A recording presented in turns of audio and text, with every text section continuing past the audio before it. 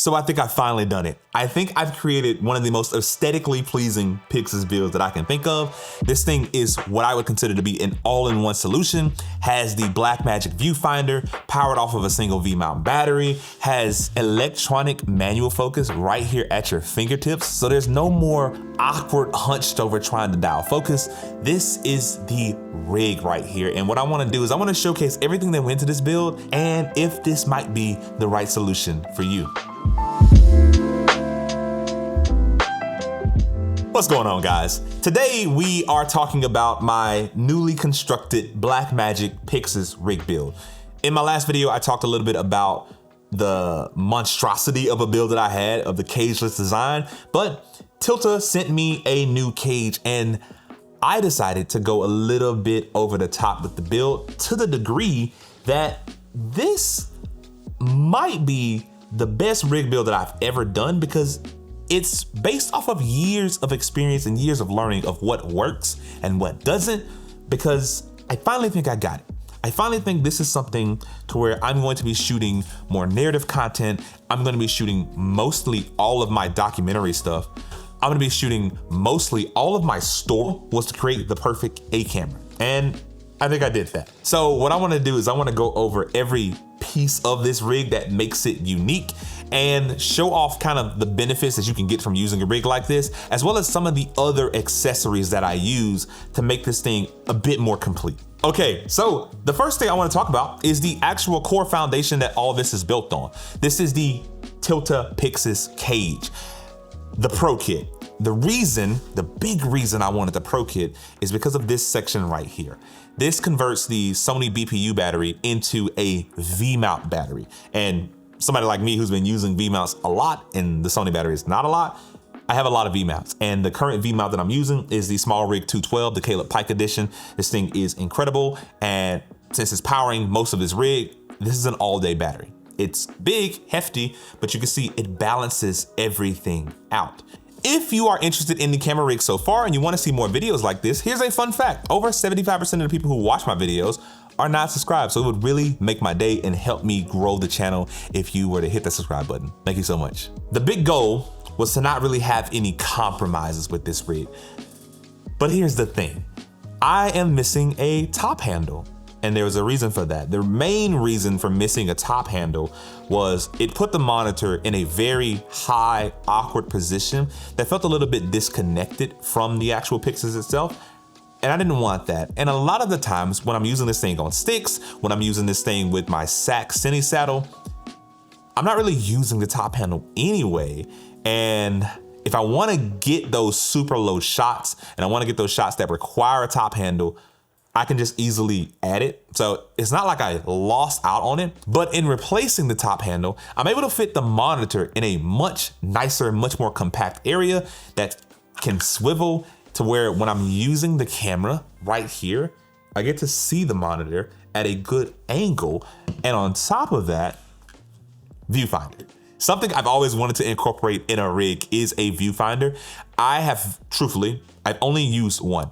In fact, I've only ever used this cheap universal viewfinder occasionally with my Sonys, and it's not like the best. You can see I've kind of have it rigged up with extension arms and it kind of goes with the camera, but I really wanted something nice. So that is why I have the Versatility EVF from Blackmagic. This thing is nice. OLED, it's powered by the PYXIS. This thing is really, really nice. And it's really nice to have in companionship with the monitor. Now, some of you may be thinking, well, this is competing. Why would you have the viewfinder just right here if you're gonna be using the Cine saddle? The camera's gonna be a bit far away from you. That is where this comes in. Here I have the extension arm for the viewfinder. Really, really convenient because all I have to do is hot shoot this off, if I can do this correctly, and replace it with this. So boom, boom. And now, because of the cable management I have going here, thanks to the Mondo ties from Condor Blue, the viewfinder can sit much, much higher now. And there isn't anything that I have to change about the rig. Now, I can be right here using the camera, adjusting all the settings, and it just works. When it comes to the onboard monitor of choice, I still am rocking the Viltrox 6-inch, 2000 nit brightness, very, very good monitor. Currently, it is, I think, the cheapest SDI monitor that you can get for the PYXIS. That is like the best bang for your buck. But I'm really gonna be swapping this out for the Hollyland Pyro 7, because if I have a kit like this and I want it to be my full production kit, the thing I'm missing is a transmitter. I'm transmitting to 3 different monitors right now for this actual video, and I really want to have that on board of the camera. So I'm gonna be swapping this monitor out for the Hollyland. But if you don't need that, this Viltrox has been a really, really, really nice addition to this camera. And I have it on a kind of a swivel head to where it can kind of be however I need it to be. When it comes to the matte box solution, there are a couple choices here.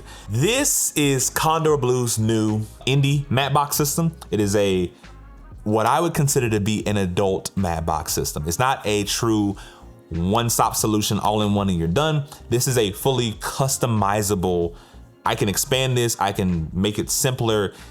It's more universal rather than just being pure proprietary. So what that means is down the line, I can customize this exactly to fit however I want and grow with the rig. But if you want something that has a variable ND filter, I really like the Polar Pro Basecamp, super nice, very expensive. Everything's super expensive for what it is, but the difference is you buy this, you get this. You buy this one, it's compatible with upper level matte box if you ever get into that. So I want to get into using more high-end equipment down the line. So this is kind of what that is. The big reason is I'm gonna be making a Condor Blue Cine rig build of this, and I really wanted a Condor Blue matte box to match, but we'll get to that down the line. For right now, I wanna talk about the side handle.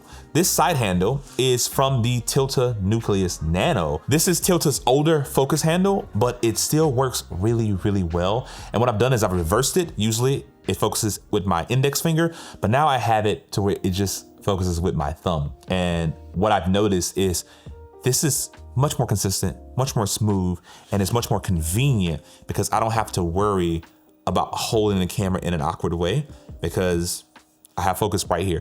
Honestly, inspired by DJI's like RS Pro system that I used, I really liked the feel of that. And a lot of people have gone with that to get autofocus on their PYXIS build. But me, I don't really use autofocus that much, like hardly ever. I really like the narrative aspect of manual focus. And what I may do down the line is I may upgrade. I may try out the DJI focus system again because I've done it in the past and add autofocus to this build. But for right now, I really do like the electronic manual focus. When it comes to the handle on the side, this is just a small rig side handle that I've had since 2020. It basically is NATO rail mount, helps me, maneuver and hold the camera. Very well balanced for what this is. This is kind of a dense rig, but overall, I really, really like it. The best thing, the sleeper aspect of this rig is these cable ties that help keep everything organized, because I am a big person of aesthetics. I want my camera rigs to look good and feel good. And this came together so nicely to the point to where I don't really have to break this down. That was a big thing for me. All of these individual pieces, this isn't something that I'm gonna pull up to a shoot and say, all right guys, I just need like 2 hours to set up my camera, because this did take me a good bit to do. What I have found is, this is right out of Justin Porter's book, the way to transport this thing. Give me a second. This tool bag, and it's getting a little cluttered in here. This tool bag is insane. This is the DeWalt Tough system. If you've heard of Justin Porter, he's talked a lot about this and how this $100 tool bag is the best camera bag that you can buy for the price, because usually this would be like a $400 or $500 thing because it has that camera tax to it. I really, really, really like this bag. And the great thing is this entire kit, completely put together, fits in this bag. The only thing you have to do, and I'm gonna make this really simple, is I have to detach that and detach this NATO rail handle. So boom, that is all the disassembly required for this entire kit to fit in this bag. I really, really like that. And if you're looking for a way to transport your camera, doesn't even have to be this system. If you're looking for a way to transport a Cine system, regardless, this thing is nice. It's much nicer quality than I thought it was going to be. Not a lot of people are talking about this. As I said, if you heard of Justin Porter, he raves about it. So thanks, Justin. Real quick, if you want to see behind the scenes and the unboxing and the full walkthrough of my thought process for how I built this thing, check out my Patreon. I post a good bit of behind the scenes content there, as well as do one-on-one coaching or group coaching if you're interested. It can be about business or it can be about camera rigs. Hit me up and I would love to chat with you. As I used to say back in the day, this rig is deadly. I really like this thing because the PYXIS has taken some getting used to. The whole goal for me getting the PYXIS, and I have a bunch of other cameras, the goal was for me to make a cinematic A-cam, something I can use run and gun, something I don't have to really put together or take apart, something more familiar to the Ronin 4D, but a handheld version of the Ronin 4D. This is what I've come up with. Shooting anamorphic footage with the Blazar lenses on this PYXIS has been incredible. It's been really, really seamless because of the autofocusing aspect, or I should say the electronic manual focusing aspect.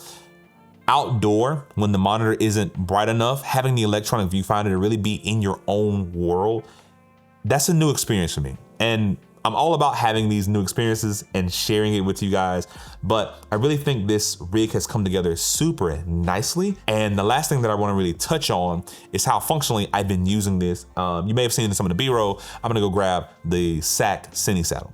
It's maybe kind of weird and I may be kind of far away, but you can see how I don't have to do anything. This thing just fits, and while I'm kind of filming, I have my monitor turned out here. I can use my viewfinder when it has the extension arm.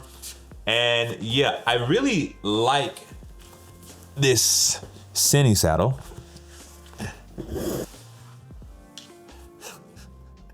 What is this video? I really like this thing a lot because it makes my life so much easier. And this is also like 140 bucks, I think.